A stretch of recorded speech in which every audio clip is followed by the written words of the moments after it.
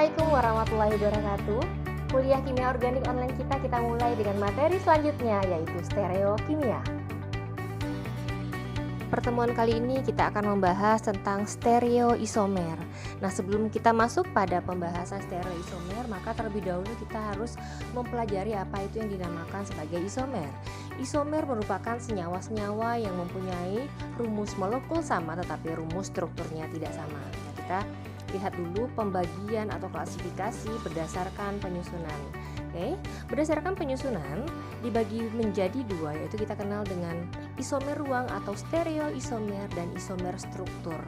Pada isomer struktur dibagi menjadi tiga, yaitu kita dapat membaginya menjadi isomer rantai, isomer gugus fungsi, dan isomer posisi.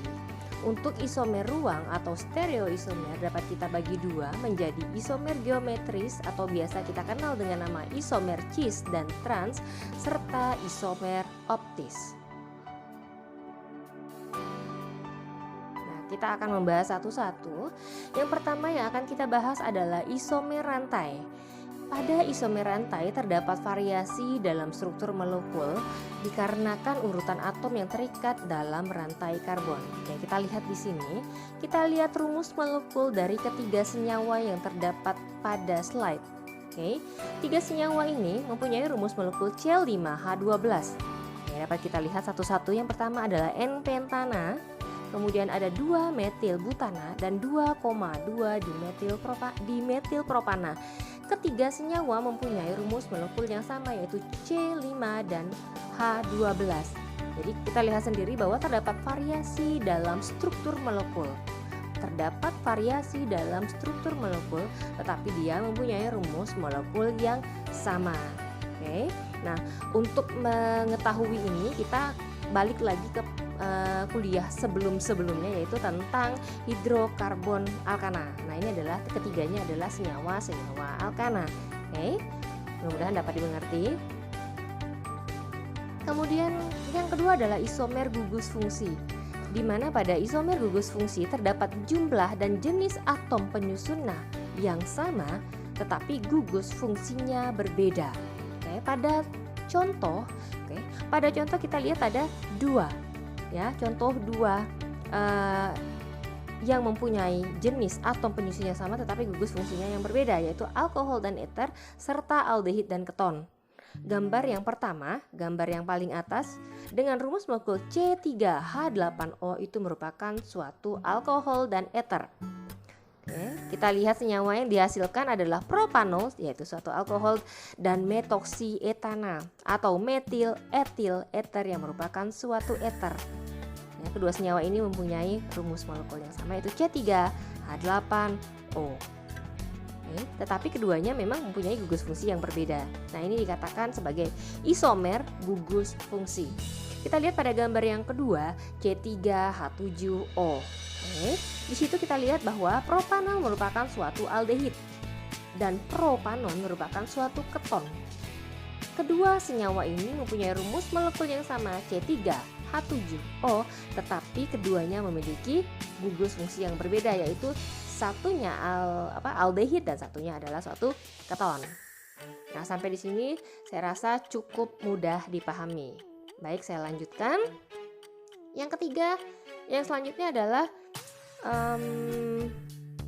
isomer posisi. Ya, pada isomer posisi jenis dan jumlah atom sama, tetapi posisi dari gugus fungsi berbeda. Oke, saya ulangi lagi.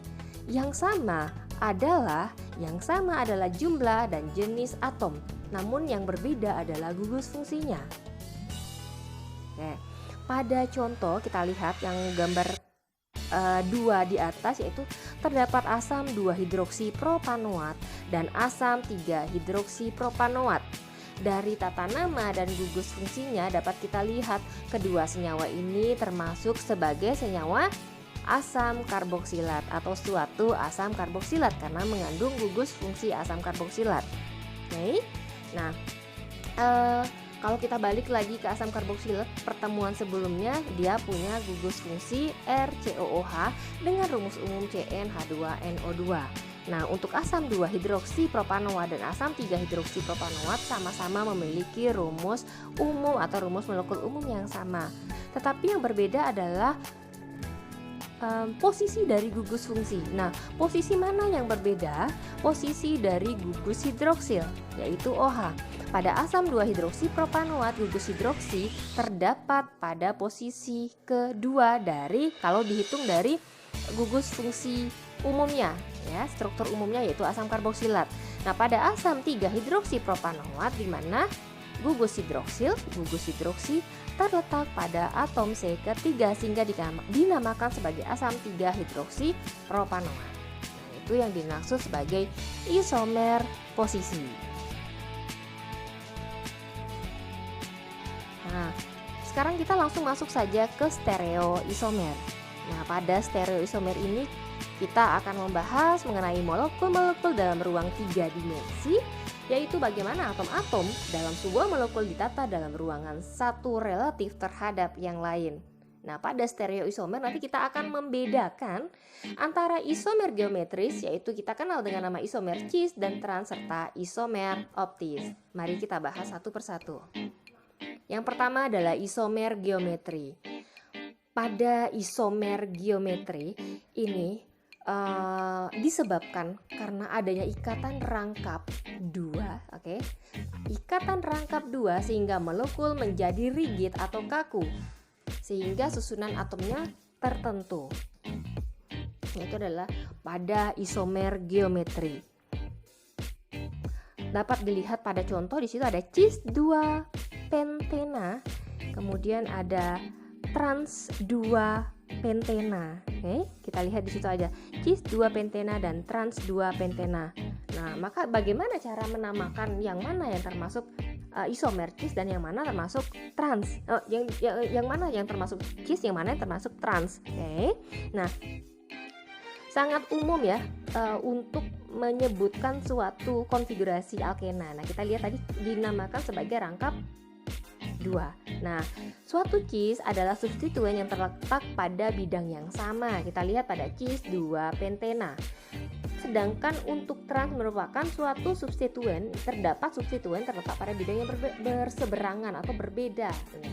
Maka kita namakan sebagai trans. Nah, bagaimana cara menentukan suatu senyawa itu termasuk cis maupun trans? Nah, yang kita lihat adalah perhatikan atom-atom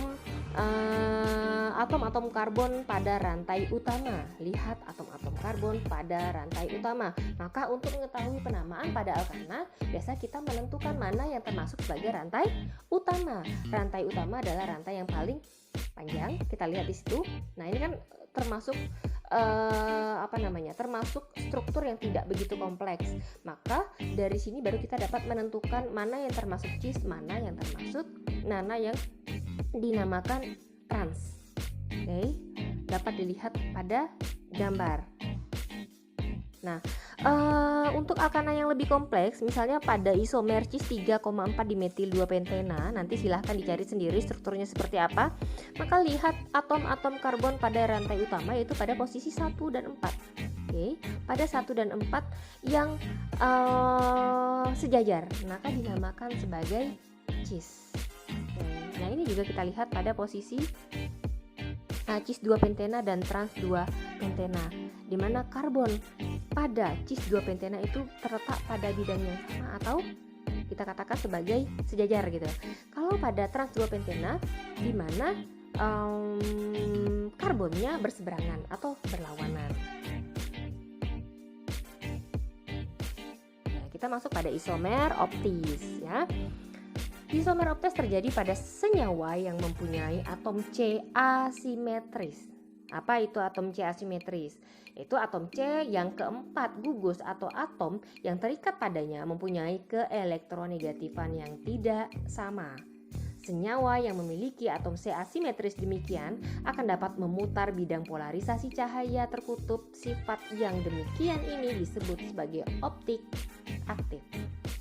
Dikatakan sebagai isomer aktif. Nah, kita lihat ya, Apabila senyawa tersebut dapat memutar bidang polarisasi ke kanan, yaitu putarannya berarti searah jarum jam, disebut sebagai dexter atau D, atau diberi tanda plus. Sedangkan yang dapat memutar bidang polarisasi ke kiri, baik pemutarannya berlawanan arah dengan jarum jam, itu disebut sebagai levosa atau L, atau diberi tanda min atau negatif. Nah, untuk lebih jelasnya sih memang kita bisa melihat penjabaran pada asam tartrat. Nah, berdasarkan teori Van Hoff-Lebel, asam tartrat pada bentuk dexter maupun levo merupakan bayangan cermin satu sama lain, sehingga kristal atau zat tersebut asimetrik. Nah, gimana cara menentukannya? Maka kita lihat strukturnya. Nah, ini adalah contoh rumus proteksi asam tartrat. Nah, ini adalah contohnya. Kita lihat di situ ada 4. Oke, kita lihat di situ ada 4 bentuk rumus proyeksi dari asam tartrat. Yang pertama, ada bentuk kedua, lihat pada slide, bentuk ketiga, dan bentuk keempat. Nah, bentuk 1 dan 2 itu disebut sebagai enantiomer atau isomer antipoda yang merupakan bayangan cermin total. Oke, nah pada enantiomer itu dikatakan sebagai, kalau secara harfiah, secara katanya, enantiomer itu kan berarti berlawanan atau dikatakan sebagai bayangan cermin tetapi tidak identik. Tetapi tidak identik. Nah, biasanya terdapat pada atom C chiral. Apa itu atom C chiral? Yaitu atom C yang mengikat 4 karbon yang mengikat 4 gugus yang berbeda. Atom C dia mengikat 4 karbon yang mengikat masing-masing 4 gugus yang berbeda, itu dinamakan sebagai atom C chiral. Nah, biasanya atom C chiral ini umumnya mempunyai 2 struktur yang tidak identik atau mempunyai 2 enantiomer. Sekarang kita lihat bentuk 1 dan bentuk 3. Bentuk 1 dan bentuk 3 adalah stereoisomer atau isomer sebagian. Stereoisomer atau isomer sebagian. Dilihat strukturnya. Ya, kita lihat strukturnya. Nah, ini dikatakan pada posisi C kedua, ya, pada posisi C kedua dan C ketiga dilihat. Nah, pada posisi C2 itu dia tidak tidak berlawanan, tidak membentuk suatu bayangan cermin, ya.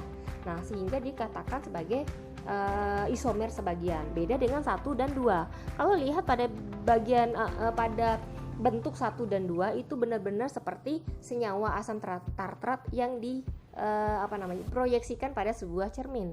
Jadi seperti bayangan seperti cermin, sehingga dia tidak identik. Maka dengan adanya senyawa ini, jika diputar 180 derajat, maka dia dapat menghasilkan suatu senyawa dexter ataupun levo. Nah, kita lihat pada bentuk yang ketiga dan keempat. Bentuk ketiga dan keempat ini kan dikatakan sebagai bentuk identik, merupakan suatu meso. Lihat pada posisi 3, bentuk 3 dan bentuk 4 itu bentuknya identik. Bedakan dengan 1 dan 2. Bedakan dengan 1 dan 2. Kalau 1 dan 2 itu bentuknya cermin. Kalau 3 dan 4 itu bentuknya adalah meso. Apa itu meso? Meso adalah bagian aktif non-optik dari suatu stereoisomer. Nah, setidaknya ada 2 di antaranya yang optis aktif. Nah, di mana molekulnya itu tidak chiral, gitu. Karena molekulnya tidak chiral, maka dia tidak membentuk tidak dapat memutar bidang polarisasi, baik itu dextro atau yang diberi tanda plus maupun levo yang diberi tanda minus atau negatif. Nah, senyawa meso ini biasanya terdapat molekul-molekul akiral. Yang saya katakan tadi, molekul-molekul akiral atau molekul-molekul yang tidak chiral yang mengandung pusat-pusat chiral. Jika struktur 3, lihat struktur 3 diputar 180 derajat akan diperoleh struktur 4, tetapi struktur 3 dan 4 bukan chiral walaupun mengandung karbon chiral. Itu yang dikatakan sebagai suatu bentuk meso, yaitu bentuk yang identik. Maka bentuk keempat ini tidak dapat memutar bidang polarisasi baik searah jarum jam dexter atau yang berlawanan dengan arah jarum jam atau yang kita kenal dengan levo.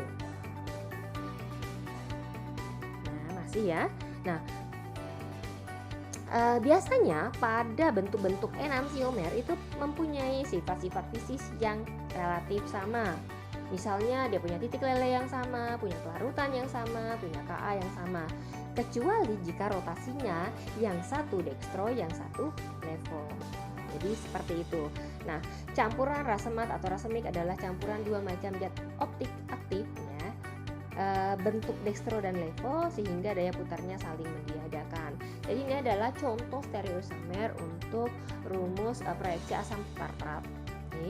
Nah, pada pertemuan ini memang penekanannya pada stereoisomer ya, pada stereoisomer baik yang geometri tadi isomer cis dan trans maupun isomer optis. Itu penekanannya memang pada materi tersebut. Maka memang harus banyak-banyak berlatih. Nanti tugasnya adalah kita akan masuk pada sesi diskusi, kita akan melihat contoh-contoh ya, terutama untuk isomer geometris cis dan trans. Cari contoh-contoh senyawanya yang merupakan isomer cis trans, kemudian juga cari contoh-contoh senyawa lain yang merupakan isomer optis, yang optis aktif. Mungkin untuk pertemuan kita pada hari ini saya rasa cukup untuk mata kuliah kimia organik dengan tema stereoisomer. Jika terdapat kesalahan dan kekurangan dalam penyampaian materi, saya mohon maaf. Sekian dari saya. Wassalamualaikum warahmatullahi wabarakatuh.